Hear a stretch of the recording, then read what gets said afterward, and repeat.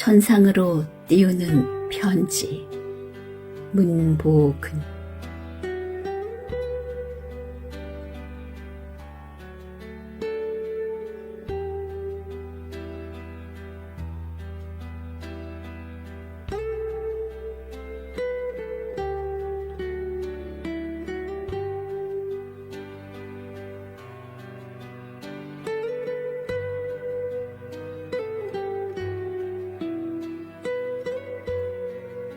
어머니, 어머니는 어찌 그리 야박하십니까?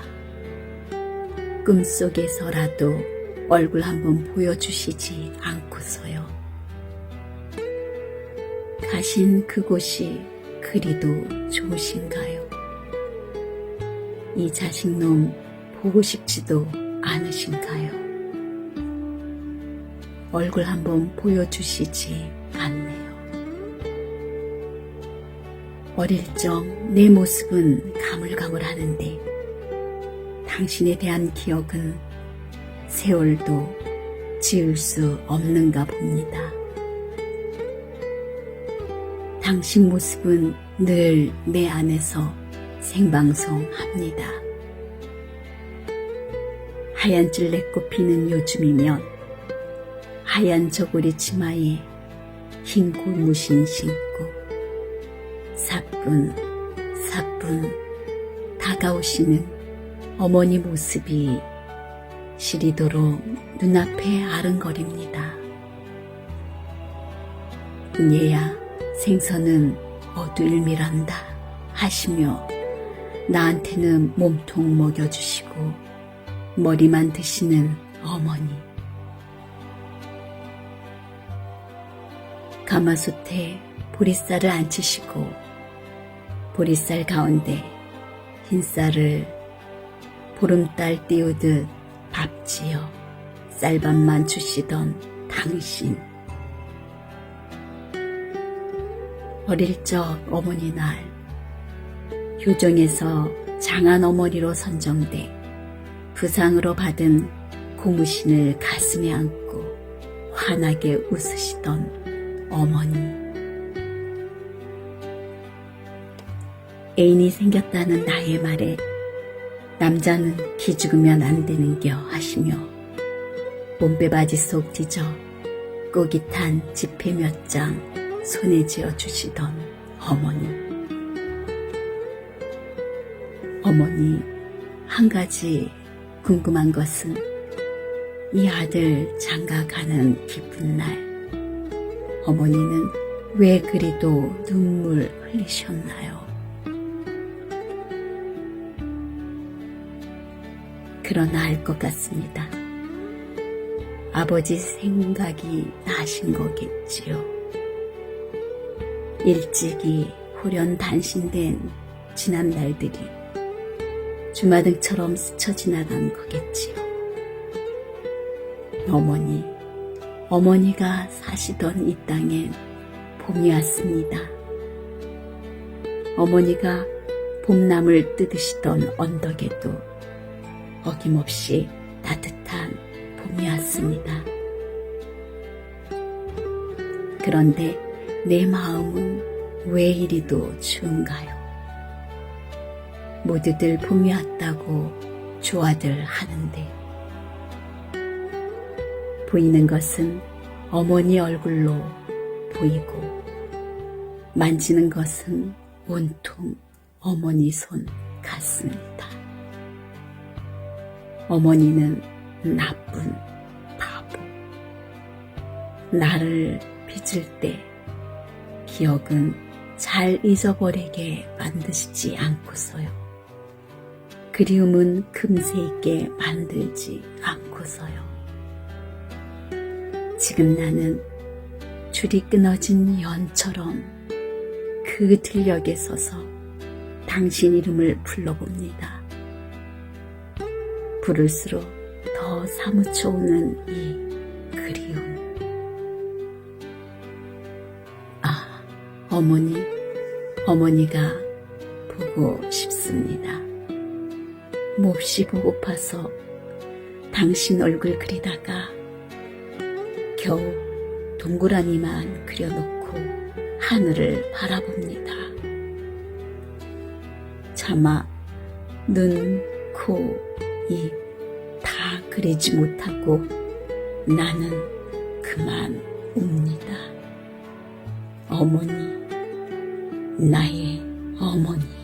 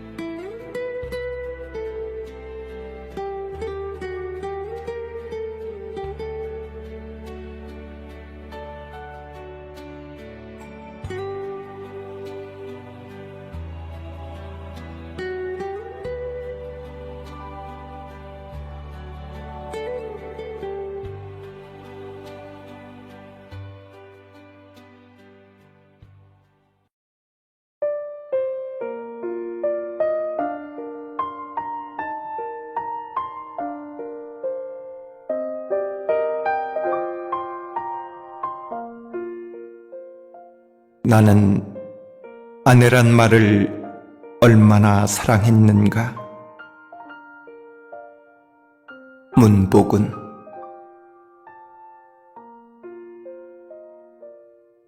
아내의 미소가 아름다울수록 나는 아프다. 저 미소가 나로 인해 사라진다면 나는 무엇라 변명할 수 있을까? 아내가 씩씩하게 걸을 때 나는 슬프다. 저 씩씩함이 나로 인해 약해진다면 나는 무슨 낯으로 바라볼 것인가? 자신의 옷을 사러 나갔다가 내 옷사들고와 내 몸에 걸쳐주고는 환하게 웃는 아내. 생일을 잊은 나에게 섭섭해할 수도 있지만 내가 미안해할까봐 오히려 바빠서 그랬겠지 하며 이해하는 아내. 나는 그런 아내를 얼마나 애틋하게 사랑하며 살았는가. 첫선을 볼 때 띄었던 그 설레임을 나는 얼마나 간직하며 살아왔는가. 친구 아내에게는 고생한다, 아름답다, 지적이다, 갖은 칭찬을 하면서도 정작 내 아내를 향해 그런 말을 해준 적이 있는가? 남의 아내가 몸살 깃다는 말만 들어도 몸조리 잘하라고 걱정의 전화를 해주면서도 정녕 내 아내에겐 그런 따뜻한 전화 한 통이라도 해본 적이 있는가? 아내라는 말. 아내란 말이 질곡이었으리. 아내이기 때문에 참아내야 하는 숙명. 아내는 인간이 신처럼 살아왔으리.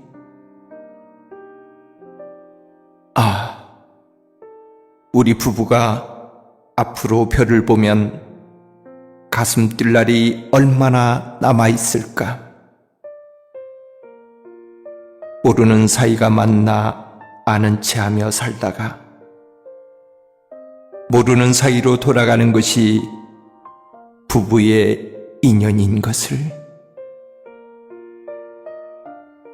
우리는 앞으로 얼마나 아는 체 하며 살아갈 날이 남아 있는 것일까?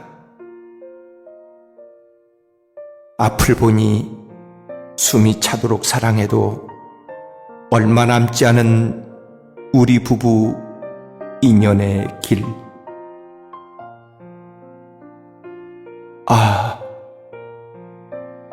나는 아내란 말을 얼마나 사랑하며 살아왔는가?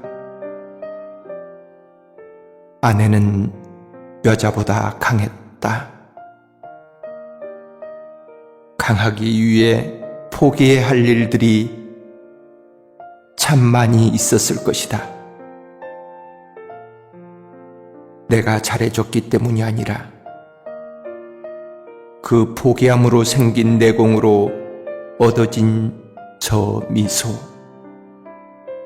저 씩씩함. 나는 두렵다. 아프다. 슬프다. 언제까지 유지할 수 있으려나?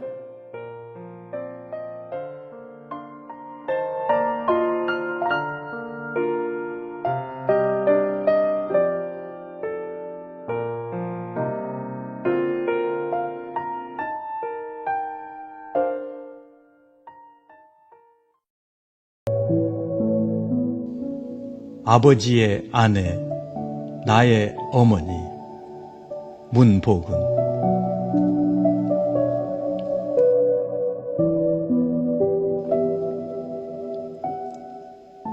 아버지의 아내는 바람둥이다. 못 말리는 끼쟁이다. 사람을 홀리는 데는 전문가다. 고희를 바라보는 데가 지금 생각해 보아도 아버지의 아내는 끼 많은 바람둥이가 맞다.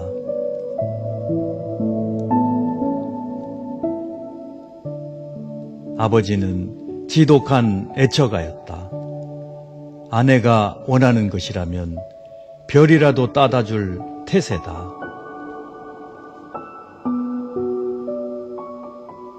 그 정도라면 당연 1등 남편이 아닌가. 그럼에도 불구하고 아버지는 늘 2등 신세다.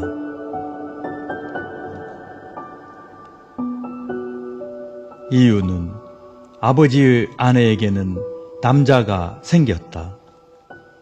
새로운 사랑에 빠진 것이다. 사랑은 혼자서 할 수 없는 것, 그 말을 되새기면 어느 남자도 사랑에 빠졌다는 의미다. 사랑에 빠진 남자는 어렸다. 기본적인 생리현상도 스스로 해결할 수 없는 갓난아기.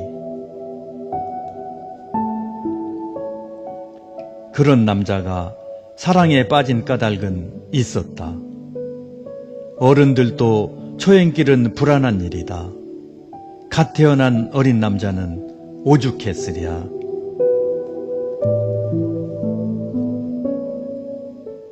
코끝에 닿는 공기, 피부에 스치는 모든 것들이 전과 달라 무척이나 불안했을 것이다.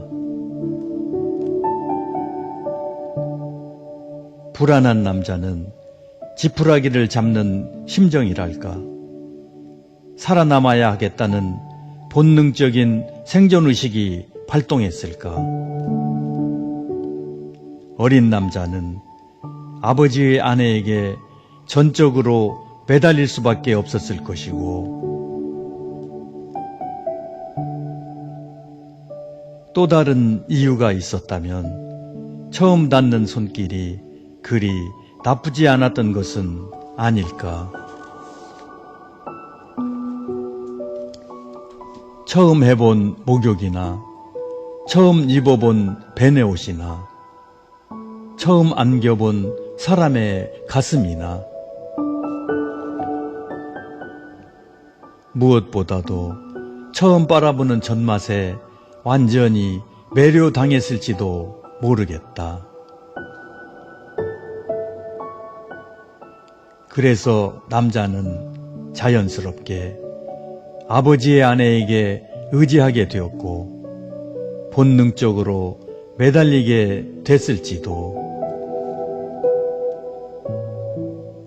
남자가 어디서 왔는지 아버지의 아내는 잘 알고 있었다. 혹은 성전에서, 혹은 법당에서, 혹은 뜰 안에서 빌고 빌어 마침내 얻은 사랑. 어렵게 얻은 사랑. 그러니만큼 얼마나 깊었을까. 아마도 남자를 처음 보는 순간 덥석 눈에 넣었으리라. 아버지의 아내는 남자를 가슴에 꼭 안고 이랬을 것이다. 목소리 고운 새소리같이, 꽃잎에 사운대는 바람소리같이, 처음 들어본 악기소리같이 예쁘게 흐느꼈을 것이다.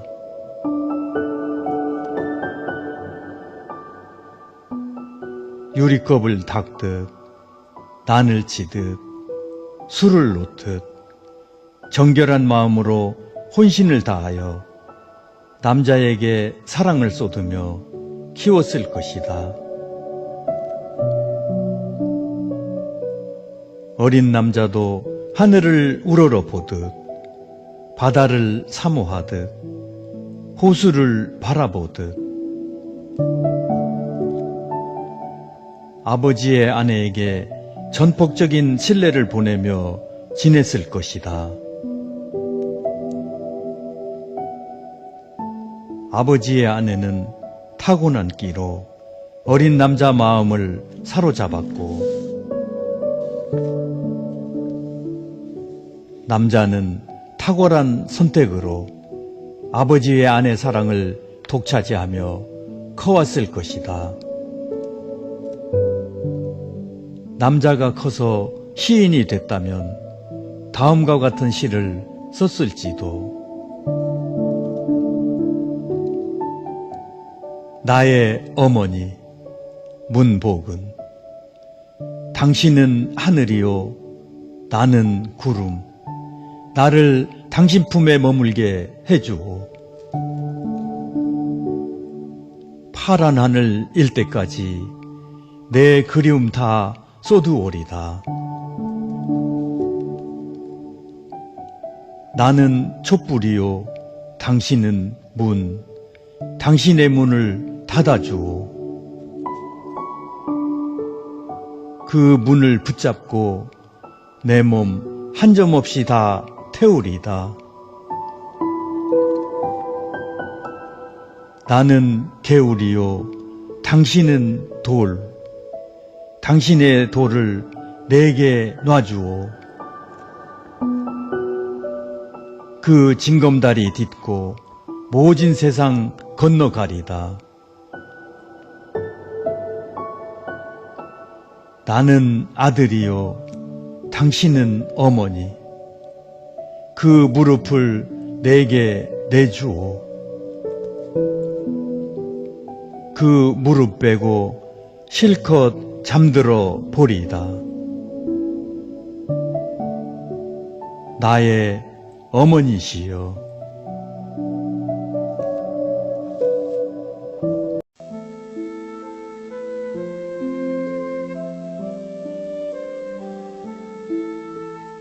회초리 문복은,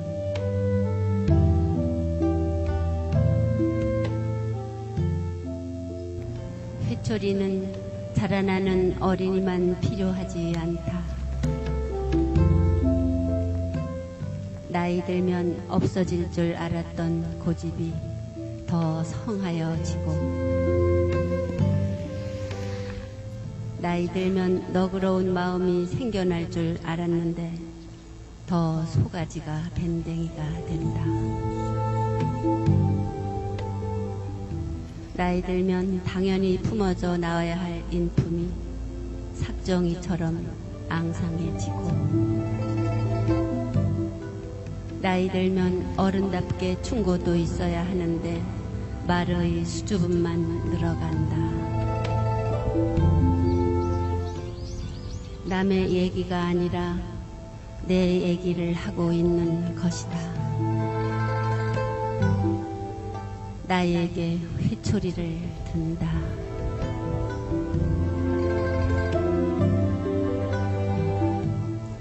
겨울같이 매서운 매로 옳고 그름을 깨닫게 하고,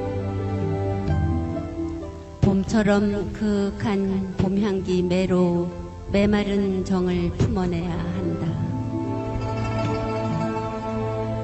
그리고 회초리를 장렬한 여름볕에 달구어 고집과 아집으로 병든 응어리를 찢어야 하고,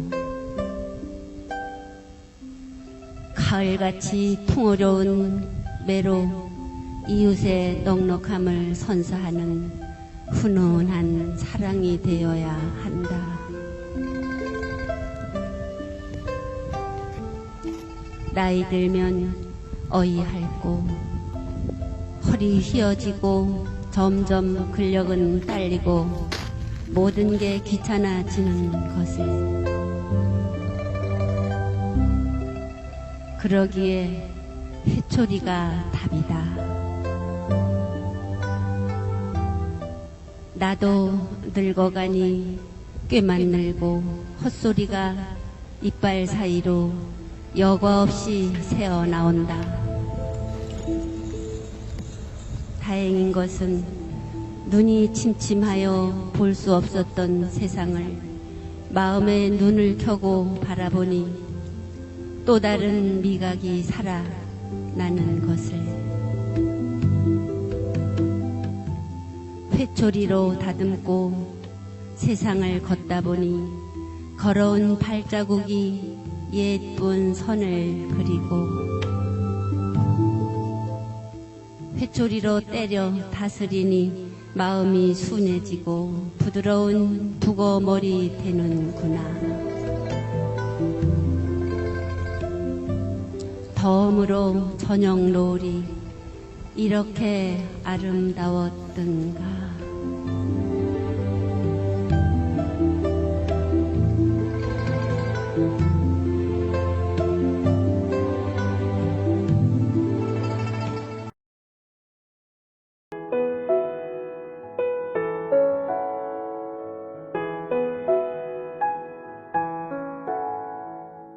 빛나는 것은 숨어서도 아름답다.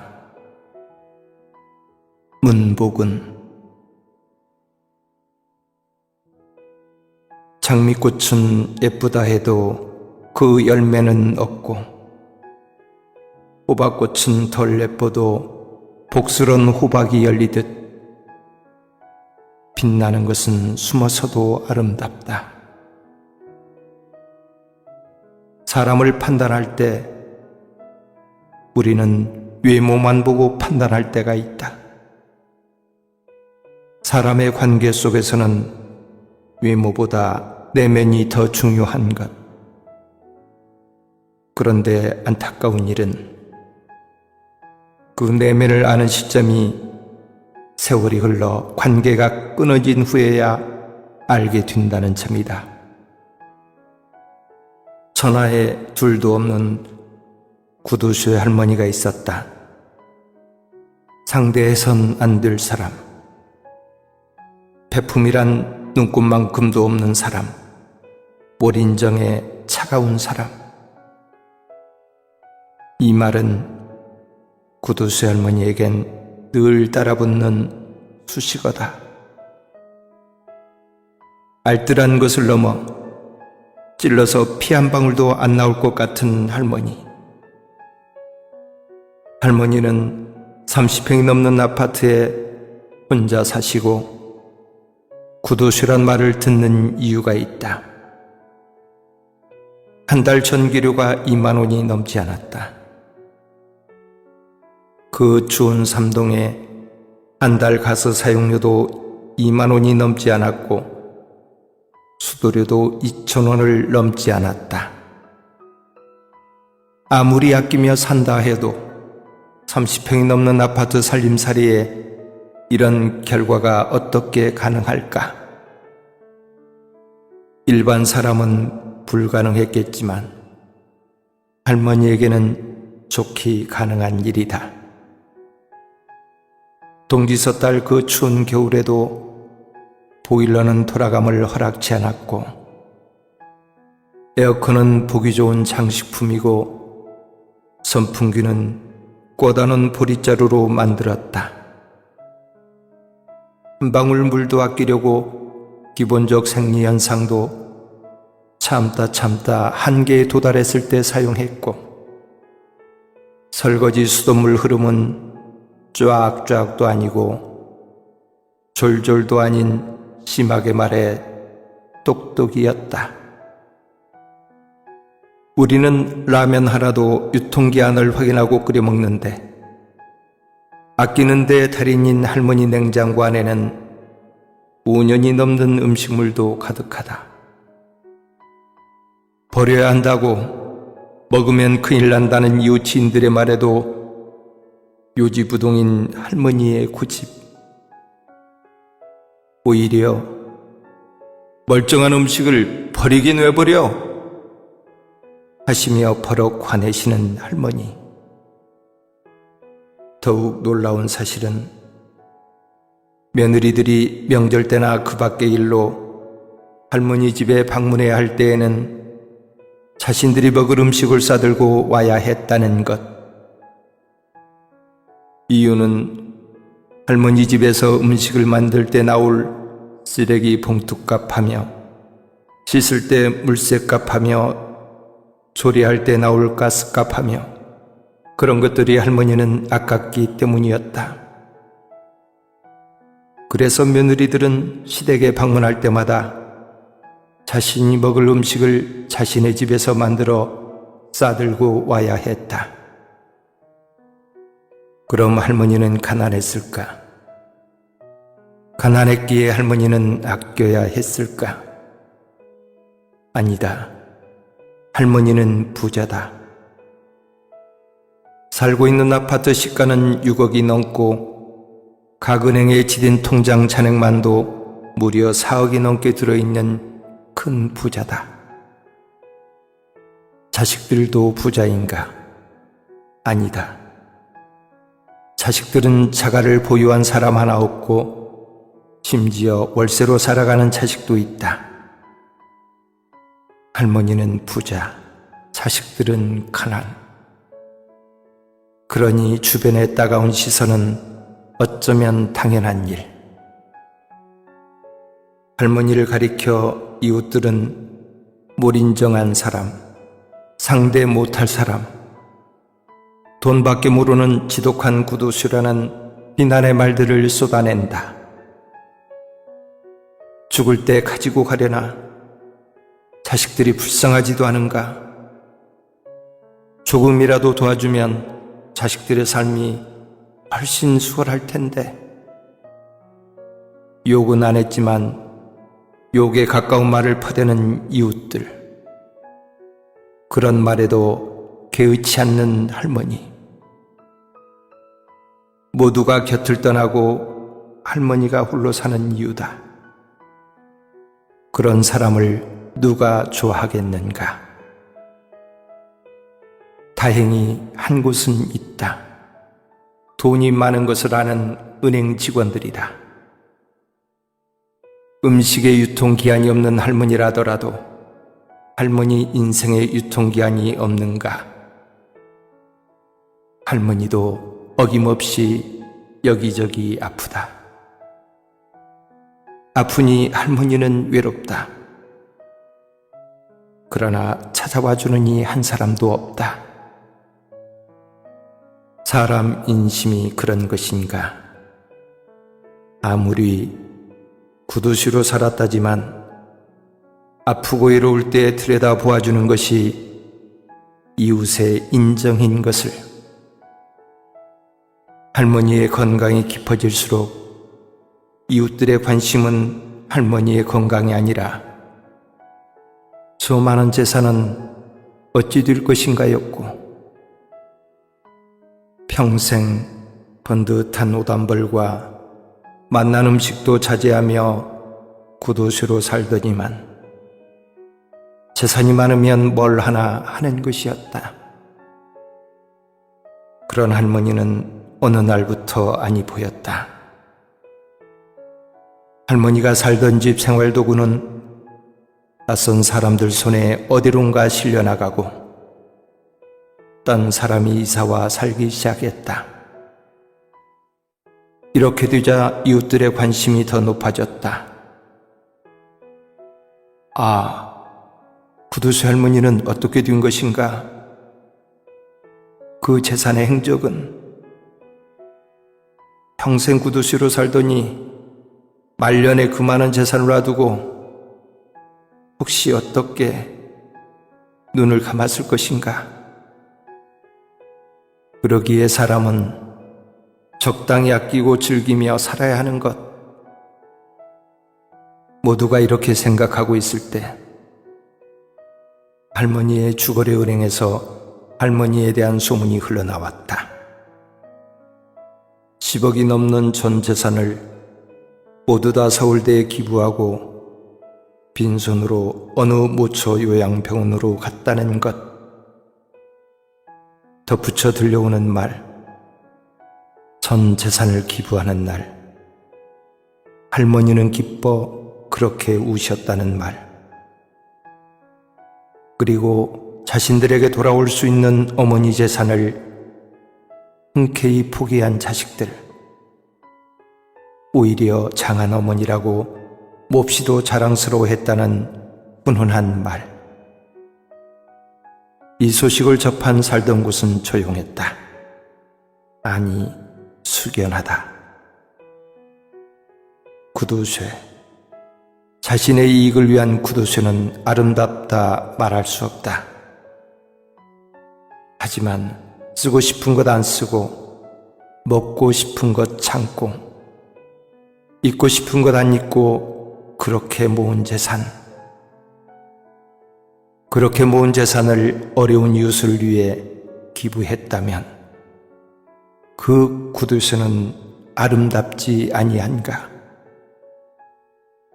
구두쇠로 사는 동안 할머니에게 알게 모르게 상처받은 사람도 있었을 것이고 섭섭함을 당한 이도 있었을 것이다. 할머니가 사시던 곳에는 밤같이 고요한 침묵이 흐른다. 그리고 한 방울 물감이 맑은 물에 떨어져 번져나가듯 할머니 미안했어요. 할머니 죄송했어요. 할머니 많이 보고 싶어요. 할머니에 대한 그리운 마음들이 번져나갔고 파도의 노을처럼 이웃들이 가만히 울어버렸다. 구두쇠라도 좋은 일을 한다는 것, 그리고 조용히 사라진다는 것. 아하, 빛나는 것은 숨어서도 아름답다.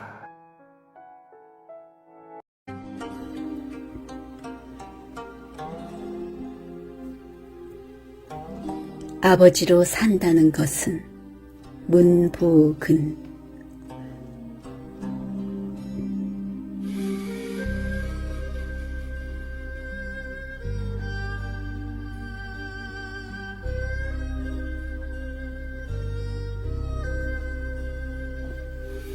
아버지로 산다는 것은 한 장의 연탄으로 사는 삶인가? 검은 것을 다 태우다 허연 재로 사라지는 연탄처럼 가족을 위해 뜨겁게 사랑하다 사그러지는 것이 아버지 인생인가? 나도 한때는 남자였다.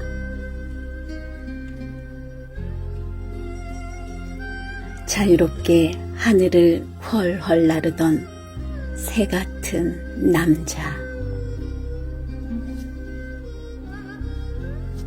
어떤 욕심이라도 이 한 몸을 위해 힘껏 써도 허용이 안 되는 그때를 나도 살았다. 아버지는 남자 때와 달랐다.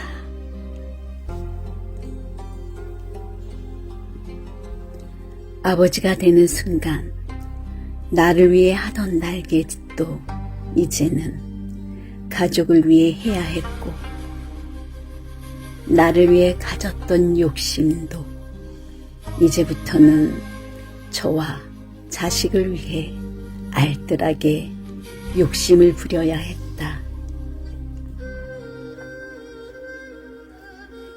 자존심도 내려놔야 했다. 밖에 나갈 때에는 배알도 체면도 모두 다 집에 놓고 다녀야 한다. 험준한 세상, 물고 물리는 세상에 쓴 웃음이 절로 나지만 마냥 웃음을 보여야 했다. 아버지가 되고 나서야 나는 알았다. 문득 아버지 생각이 난다. 가브리 소나무처럼 구부정한 허리로 소에게 줄 여물을 쑤시는 아버지가 생각난다. 하루라도 편하게 쉬시면 큰일 나는 사람처럼 매일같이 새벽 이슬 차며 다랑이 논을 일구시다 해를 서산에 보내고 난 뒤에야 등에 피군을 한 짐 지고 돌아오시던 아버지.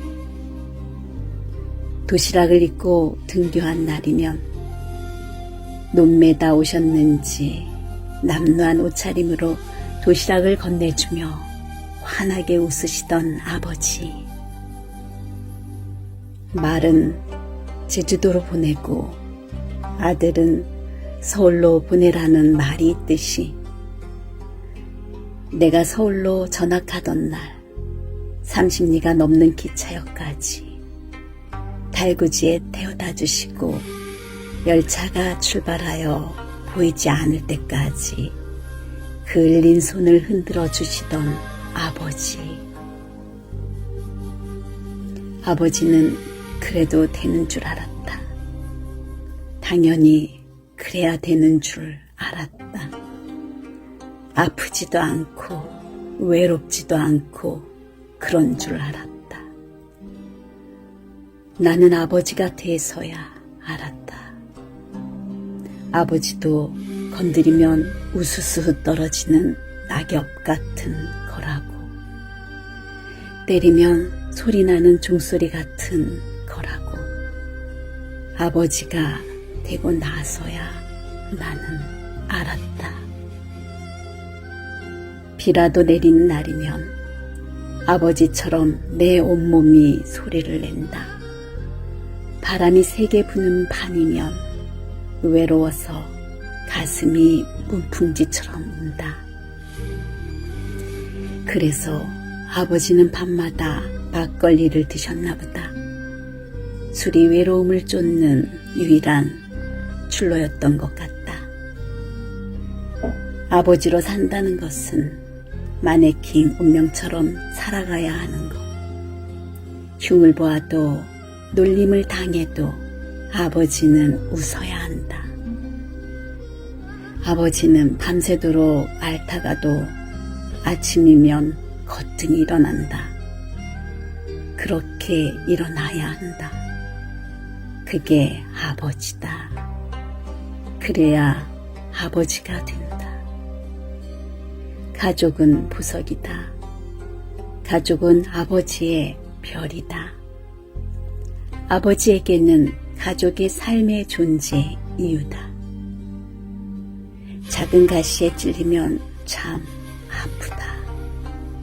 그러나 가족을 위해 찔림은 아프지 않다. 아니, 행복한 것이다. 나도 아버지가 돼서야 알았다. 아버지로 산다는 것은, 그리고 그 의미를.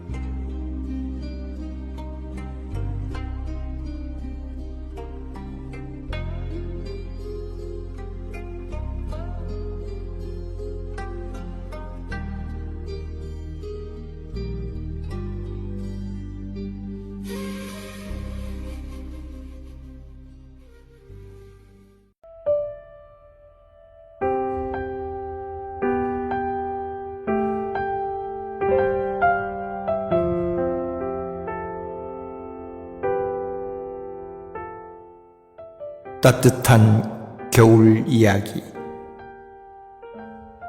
문복은.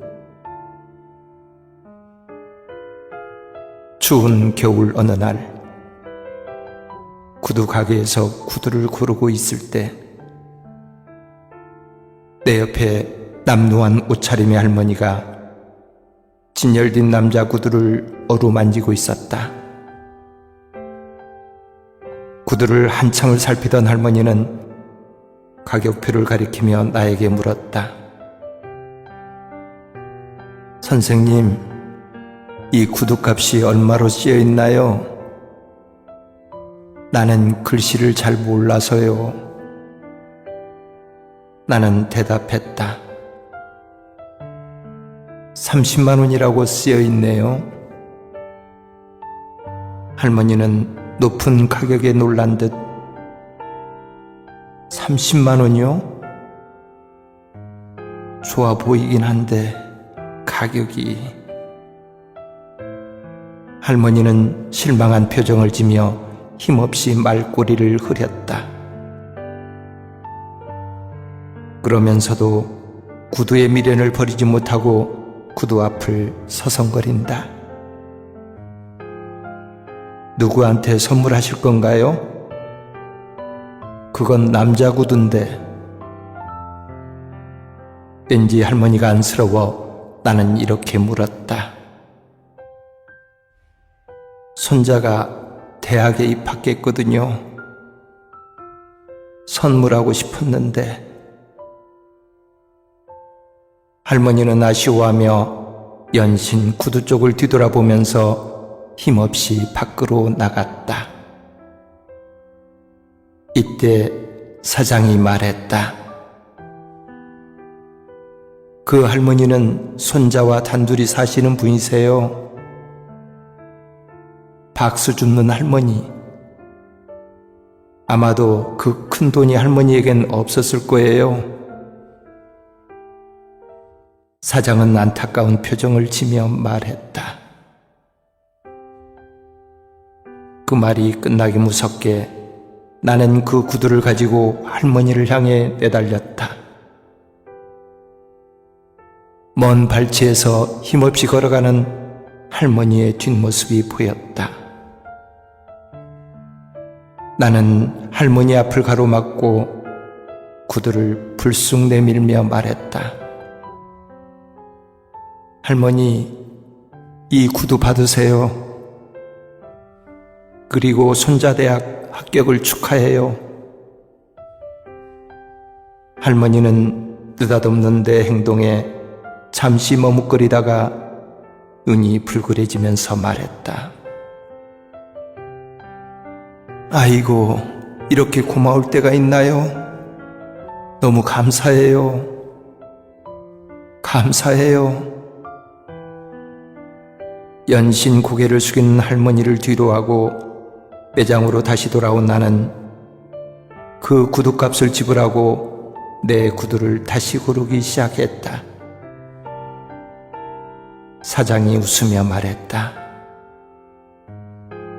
손님 대단하십니다. 처음 본 사람한테 그런 인심을 베푸시다니요. 복 받을 거예요.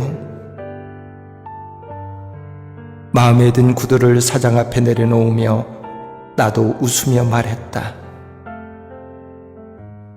오늘 나에게는 오늘이 기분 좋은 날입니다. 세례 받았거든요. 영적 생일이지요. 그러세요? 좋으시겠어요? 축하드립니다, 손님. 사장은 구두를 포장하면서 말했다. 구두값을 치르기 위해 카드를 내밀며 나도 웃으며 말했다.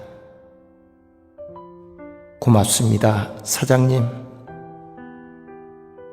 사장은 카드를 뒤돌려주며 말했다. 손님, 일을 어쩌죠? 구두값은 이미 지불됐습니다. 지불됐다니요? 누가? 완이 벙벙해 있는 나를 바라보며 사장은 빙그레 웃으며 말했다. 그분이요. 손님이 믿는 그분, 예수님이요. 그분께서 지불하셨습니다. 아, 사장님도. 괜찮습니다, 손님. 나는 오늘 돈으로 살 수 없는 따뜻한 정을 손님한테서 선물 받았습니다. 아하하! 매장 안에는 한바탕 웃음소리로 가득 찼다. 창밖에는 한방눈이 펑펑 내리고 있다. 사장은 내리는 눈을 바라보면서 혼잣말로 중얼거린다. 눈이 참 따뜻하네요.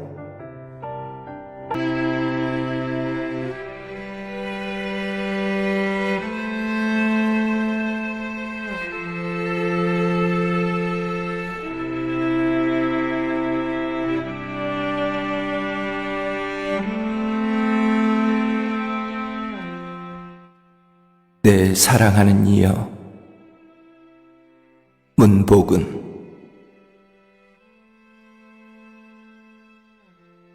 이 세상에서 당신을 목숨같이 사랑하는 남자가 있었다면 그 남자는 바로 나입니다.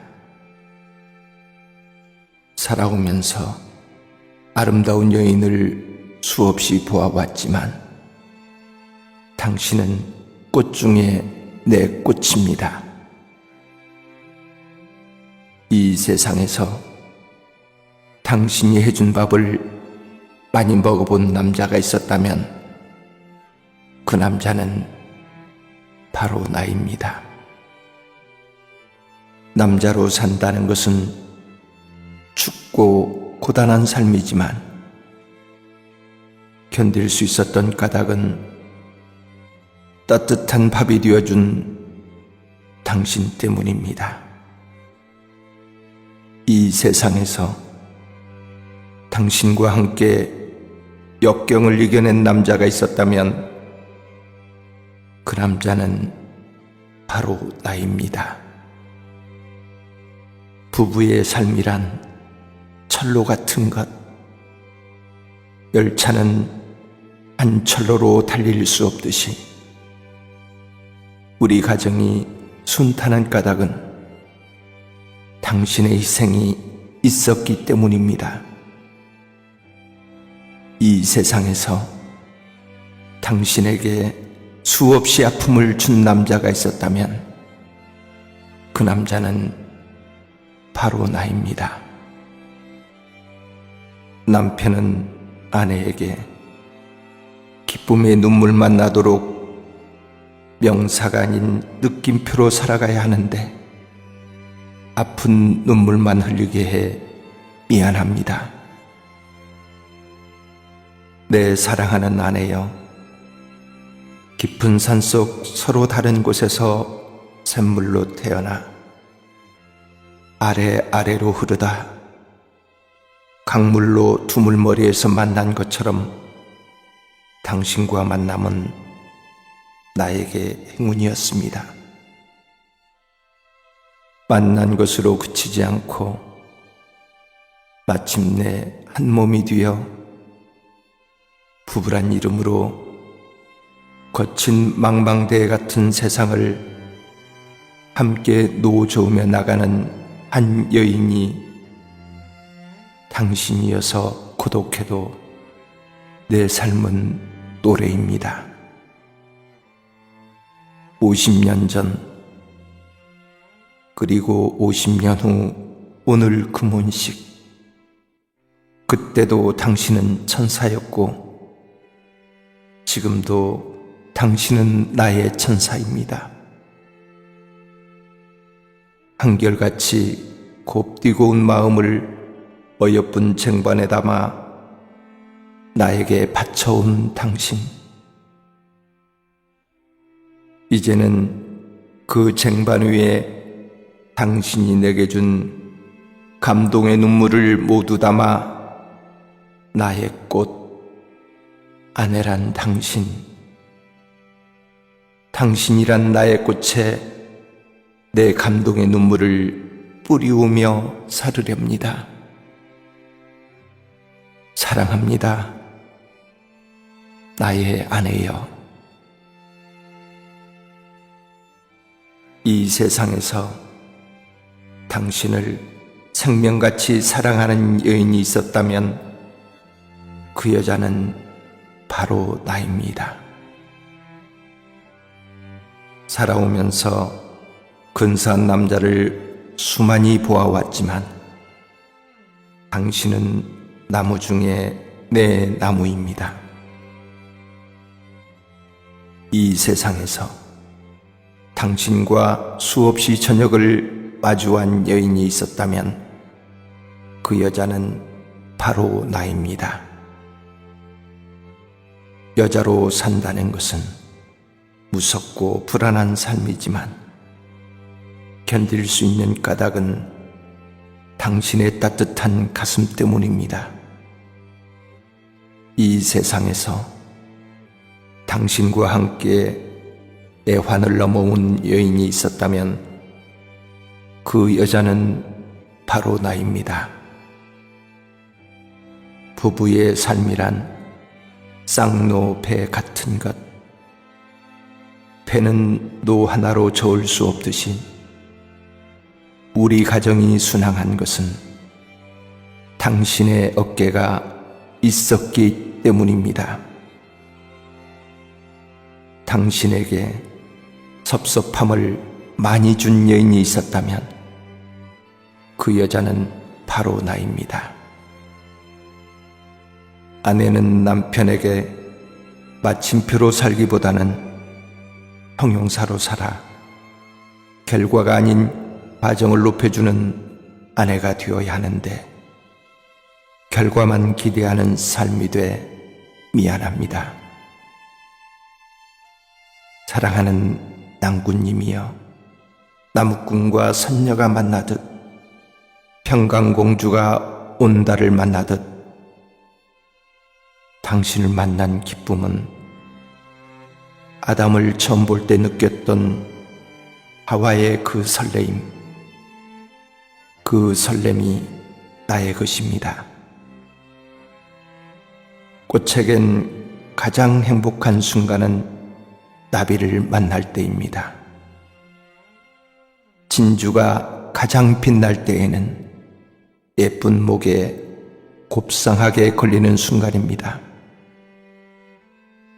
하늘의 별같이 바닷가에 모래알 수만큼 많고 많은 사람들 중에 핀셋으로 만난 당신, 내가 행복한 이유입니다.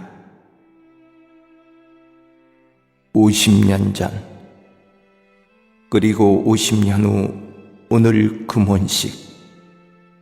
그때도 당신은 왕자였고 지금도 당신은 나의 왕자입니다. 한결같이 깊고 깊은 당신 사랑을 곱다란 화분에 심어 나를 키워준 당신. 그 화분에 내 한 몸 한 송이 꽃으로 피어 당신 심장이 허락하는 그날까지 당신 가슴에 꽂혀 하늘 피어오리다. 사랑합니다. 내 낭군님이여.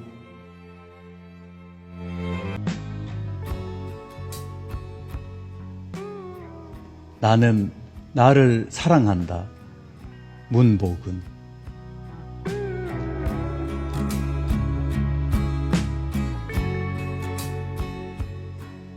나는 나를 사랑한다.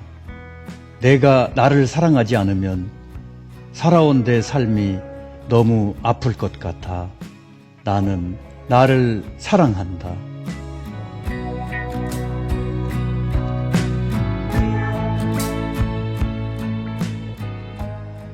세상 사람들은 다시 태어날 수 있다면 지금의 모습으론 태어나고 싶지 않다고 말들은 하지만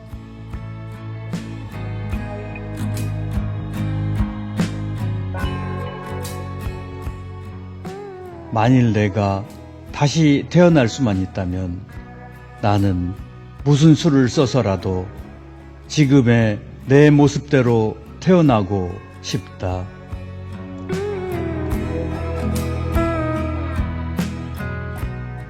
내 이 말을 들은 사람들은 당신의 모습이 뭐가 그리 좋냐고 묻는다면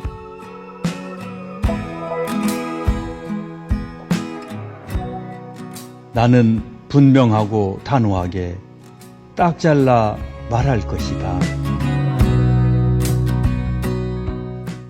나는 지금의 내 모습이 제일 싫다고, 죽을 만큼 싫다고 말할 것이다.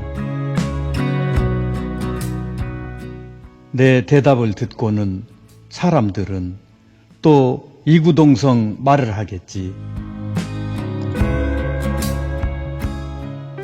앞뒤가 안 맞는 말을 한다고, 싫으면 버려야 하는 것이 아니냐고 내게 반문할 것이다. 그 말에 나는 고개를 끄덕이며 심오한 표정으로 말할 것이다. 싫으니, 정말 싫으니 사랑할 수밖에 없지 않은가. 미운 자식 떡 하나 더 준다는 말이 있듯이 나는 내가 싫으니 뜨겁게, 아주 뜨겁게 사랑하리.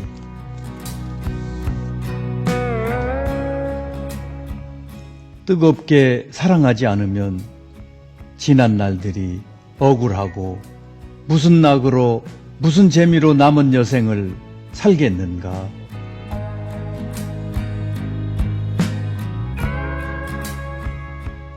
늙어보니 밤은 길어지고 밤이 길어지니 밤새도록 하는 일이란 지난 날들의 허물을 꼼꼼히도 찾아내 나를 흉보는 일 뿐이더라.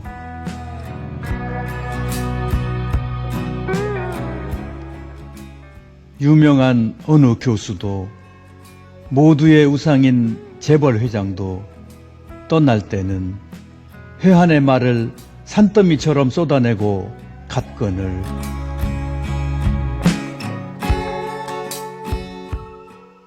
한낱 무지렁이로 살아온 나, 내 삶은 오죽하랴. 털면 먼지요, 뒤지면 나오는 것이 탄식일 뿐인 것을.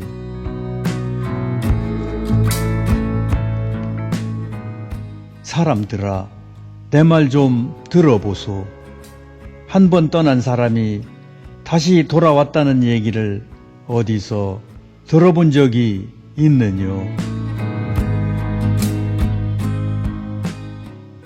장담하건대 죽으면 다시 돌아올 수 없는 것이 창조의 절대 이치인 것을. 그러니 내가 내 모습대로 태어나고 싶다고 주장한들 무슨 의미가 있겠느뇨?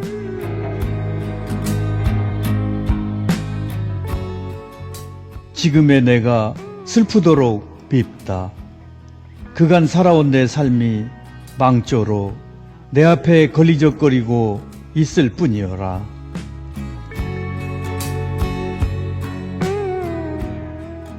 짓담한 폐가처럼, 신다가 버려진 고무신처럼 지금 내 모습이 그러할진데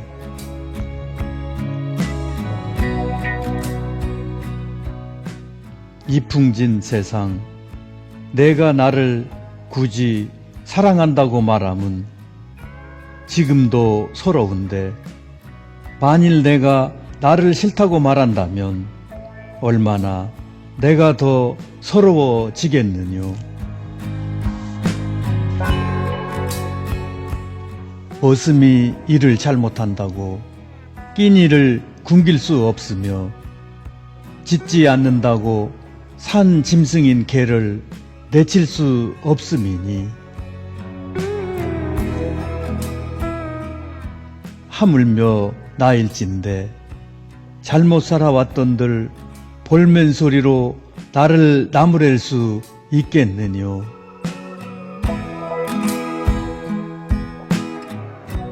미우나 고우나 평생 동안 생사고락을 함께한 인연인 것을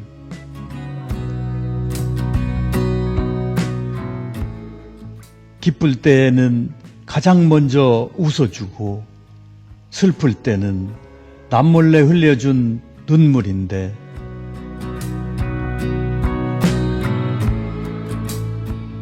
더부살이 했던 나그네라 할지라도 떠날 때는 적게나마 도자를 챙겨주거늘 다시 태어나면 나로 다시 태어나고 싶단 말을 한들 넘침이 있겠으며 내가 나를 사랑한다고 나를 부추겨 세워 주었다고 그 누가 시비를 걸어오겠느뇨. 일장춘몽 공술의 공수거가 인생살이고 세상살이인데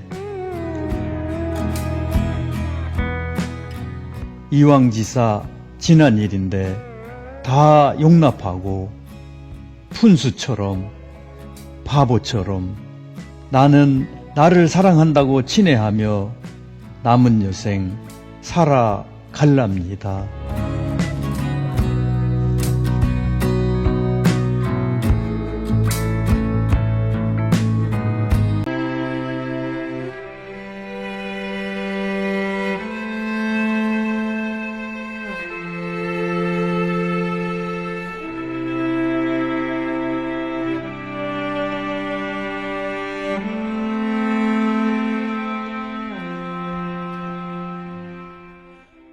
아버지의 삶. 문복은 아버지로 산다는 것은 무엇인가? 유창하게 적으라면 적을 수는 없지만 이 한 가지는 말할 수 있다. 아버지의 삶이란 입이 있어도 말하는 입을 가져서는 안 된다는 것. 아버지가 되어서 나는 알았다. 노년의 삶은 더욱 그렇다.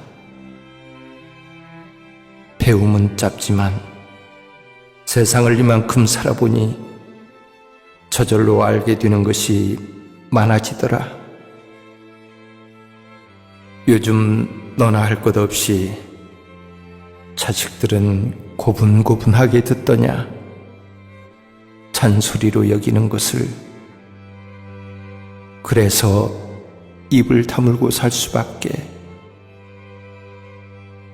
내게도 아버지가 계셨다. 그 시절 아버지는 하늘이셨다. 말씀 한마디에 권위가 서 있었다. 아버지의 말씀이 성각자의 말처럼 대단한 것은 아니다. 하지만 자식들은 아버지의 말씀이라면 대단한 것으로 받아들였다. 아버지의 삶이란 바위를 한 짐 잔뜩 지고 사는 것.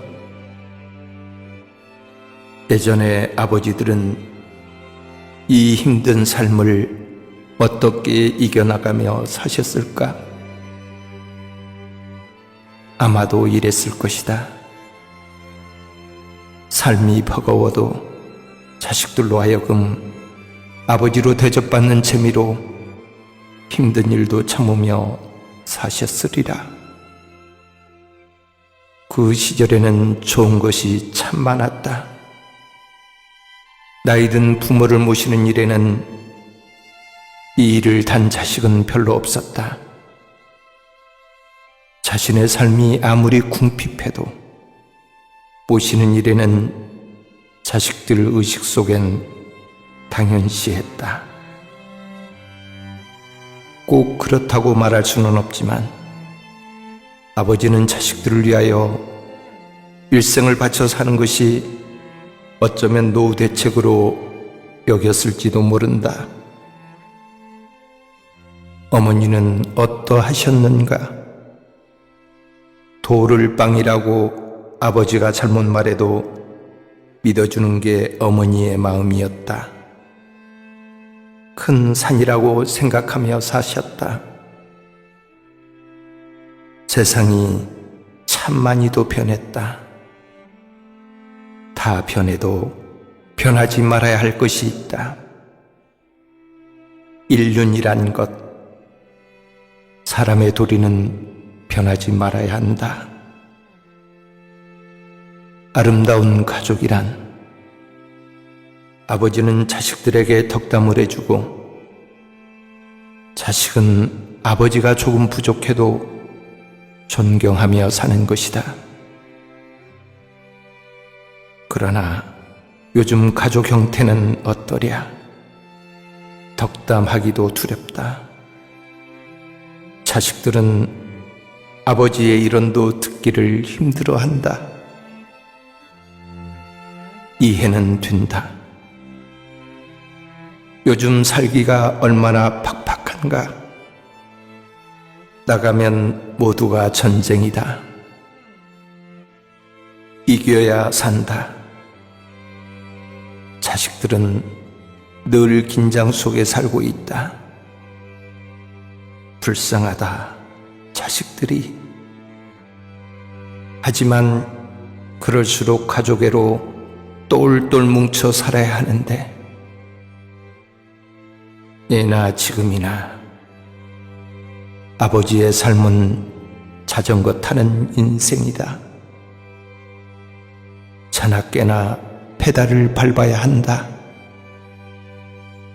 발길을 멈추면 자전거는 쓰러진다. 그래서 고단한 페달을 밟아야 한다. 아버지의 삶은 노후가 외롭다. 자식은 곁에 있어도 먼 곳에 있다. 아내는 이제는 자신의 인생을 찾아야 한다며 친구 따라 강남으로 떠나버린다. 그런 아내를 응원을 보내주지만 왠지 섭섭한 것은 지갑 속에 쓸 수 있는 돈이 두둑해도 아버지의 가슴은 벙하다. 돈으로 친구도 사귀고 물건도 사면서 즐길 수도 있지만 나이 먹어 필요한 것은 가족의 살냄새다. 아버지는 술도 함부로 마시면 안 된다. 술에 취하면 위롬이 더 복받쳐 오르기에 술도 마시면 안 된다. 진퇴양난, 아버지의 현실이다.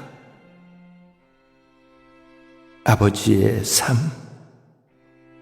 젊었을 때는 자식들 커가는 재미에 힘들어도 힘든지 몰랐다. 출근길에 갑자기 비를 만나 온몸이 몽땅 젖어도 즐겁다. 눈길에 미끄러져도 괜찮았다. 아버지의 마음은 나이 들수록 왜 이리 작아지는가? 노여움만 커간다. 시를 읽은 적이 있다. 늙음악을 가을이라 했다. 그렇다면 나는 가을에 와 있는 것인가? 머지않아 겨울이 찾아오겠구나. 인생은 그렇게 저무는가? 아버지의 삶은 대단한 것은 아니지만 괜스레 싸한 바람이 야속하다.